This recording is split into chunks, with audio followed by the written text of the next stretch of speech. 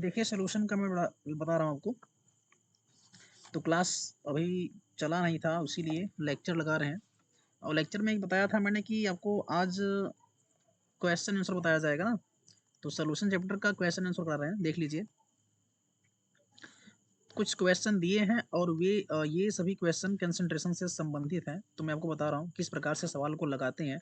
तरीका देखिएगा आप, ठीक है। और ध्यान रखना कि ये सॉल्यूशन चैप्टर का है, ठीक है। सॉल्यूशन चैप्टर का क्वेश्चन है, बता रहा हूँ। एकदम यूनिक तरीका, सिंपल, जितना सिंपल हो सकेगा मैं उतना सिंपल कर दूंगा। देखिए क्वेश्चन नंबर 4 दिया इसमें, तो 1 2 3 भी है आगे, सिंपल क्वेश्चन है। थोड़ा यहाँ से दम है इसमें। 4 क्वेश्चन देखिए। दिया 500 मिली जली विलयन में 1.4 ग्राम नाइट्रोजन उपस्थित है, तो नाइट्रोजन की इस विलयन में मोलरता क्या है ना। तो बहुत ही इजी सवाल हो जाएंगे तब जब आपको सारा सिस्टम पता रहेगा। सुनो क्या दिया, 500 मिली जली विलयन, इसका मतलब है कि जो विलयन का आयतन भी का मान है वो दिया है 500 ml। देखो सवाल को लगाने से पहले करना क्या, आपको सवाल को पढ़ना है और जो जो दिया उसको उतार लेना है। जो जो दिया है आपको वैल्यू, आप तुरंत उस वैल्यू को आप छोटा कर लेंगे, है ना। तब जा करके आपको कहानी समझ में आएगी। उसको सही कर लेंगे आप। देखिए ध्यान दीजिए। तो दिया था यहाँ पर 500 मिली जली विलयन में 1.4 ग्राम नाइट्रोजन उपस्थित है ना। तो मतलब कि ये हुआ कि आयतन जो विलयन का है 500 ml है, और नाइट्रोजन का भार दिया है। भार मतलब स्मॉल डब्ल्यू का मान दिया है 1.4 ग्राम। सब ध्यान रखिएगा कि इसमें क्या क्या दिया है, ग्राम दिया। तो नाइट्रोजन के इस विलयन की मोलरता निकालनी है। मोलरता को मैं सी से दिखा रहा हूँ, ठीक है। सी से दिखा रहा हूँ मोलरता को। तो आपको पता होना चाहिए, ध्यान दीजिए, सबसे खास क्या है कि मोलरता इज इक्वल टू, मैं बताया था कि एक शॉर्टकट फार्मूला होता है जिसको बोलते हैं मोल प्रति लीटर, ठीक है। तो मोलरता को मोल प्रति लीटर कहते हैं। अब इससे दो फायदा है, एक तो फार्मूला बन जाएगा और एक आपको यूनिट मिल जाएगा, ठीक है। इससे दो फायदा है, एक फार्मूला और एक यूनिट। तो मोलरता इज इक्वल टू मोल प्रति लीटर।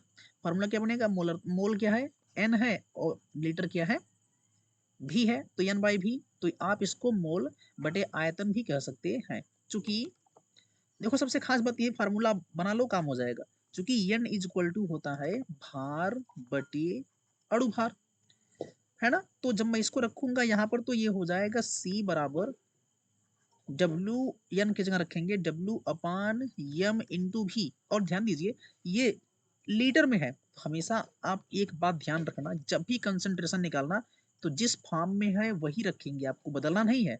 तो लीटर में है, हमको लीटर रखना है, किंतु एमएल में दिया है। अब एमएल में दिया, हमको इसको लीटर में कन्वर्ट करके तभी यहाँ रखना है। तो जब लीटर में कन्वर्ट करोगे इसका मतलब आपको यहाँ पर 1000 से गुणा कर देना है ना। इस तो ये क्या बन जाएगा, लीटर बन जाएगा, बस हो गया। तो रख देंगे फार्मूले में।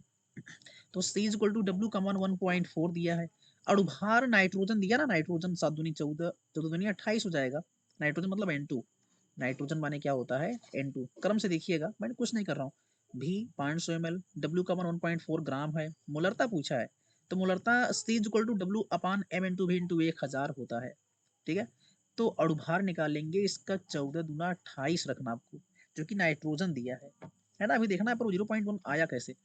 और इंटू आयतन है अपना 500 ml दे दिया है, और गुणे कर लेंगे आप 1000। कैसे कटाओगे, इसे कटा दो, 2 आ गया, है ना। और इससे भी कटा दो, 14 आ गया। तो 1.4 अपान 14 कटा देंगे, कितना आ जाएगा 0.1। ये देखो इतना सिंपल सवाल है, निकल गया।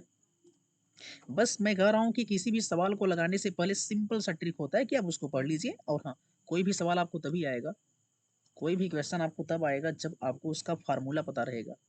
क्लियर है। तो मोलरता इज इक्वल टू मोल प्रति लीटर होता है शॉर्टकट में। सी इज इक्वल टू डोल पानी में इंटू भी इंटू 1000 हो जाता है। ये बन जाता है फार्मूला, इसमें रखेंगे कटा देंगे तुरंत आ जाएगा। क्लियर।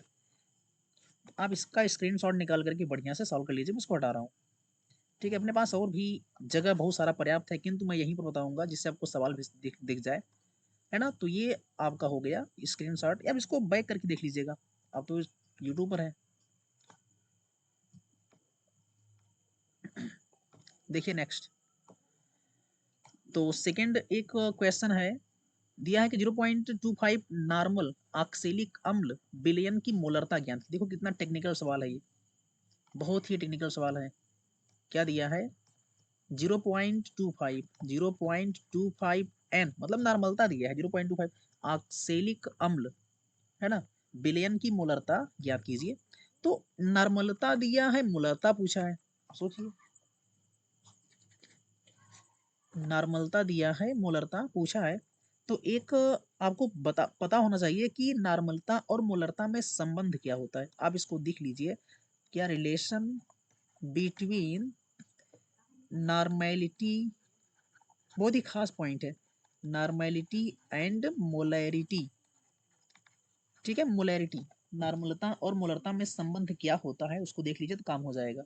तो क्या होगा देखिए, n बराबर होता है c into n factor, n बराबर c इंटू एन फैक्टर होता है। अब n फैक्टर माने होता है संयोजकता, n फैक्टर का मतलब क्या होता है, संयोजकता। तो n का मान, हमको c का मान निकालना, तो c इज इक्वल टू हो जाएगा n अपान n फैक्टर, है ना, n अपान n फैक्टर नियम से। तो हमको नॉर्मल था तो 0.25 दिया, किंतु एन फैक्टर का मान नहीं पता। अब पॉइंट ये है कि ऑक्जेलिक अम्ल है क्या चीज, सुनो, COOH और सिंगल बॉन्ड COOH को ऑक्सेलिक अम्ल कहते हैं। क्लियर, COOH और COOH को ऑक्सैलिक अम्ल कहा जाता है। और जब इसको तोड़ेंगे ना, तोड़ लीजिए, तो COO minus, single bond COO minus और प्लस 2H प्लस देगा। तो अब चाहे प्लस लो चाहे माइनस, हमेशा आवेश सेम ही रहता है। तो चाहे प्लस चाहे माइनस ले लीजिए आप, मतलब बैलेंसी दो आ गई इसकी। तो C is equal to n का मान 0.25 अपान 2 कर देंगे, है ना। तो 0.25/2 को जब कटा देंगे तो क्या आएगा, 0.125। ये देखो आंसर दिया 0.125। क्लियर हो गया। तो एकदम सवाल बहुत ही सरल होते हैं, बस आपको तरीका पता रहे किस प्रकार से की जाती है। क्लियर है जी, आ जाएगा, कोई दिक्कत नहीं। तो 2 सवाल मैंने देखो कितना जल्दी कर दिया, आपको भी ऐसे ही लगाना है। ठीक है, और इसके बाद आप ट्राई कर सकते हो, इतने सारे सवाल हैं, आप सबको निकाल सकते हो, सबका आंसर भी दिया है, आप उसको ट्राई भी कर सकते हो। क्लियर हो गया।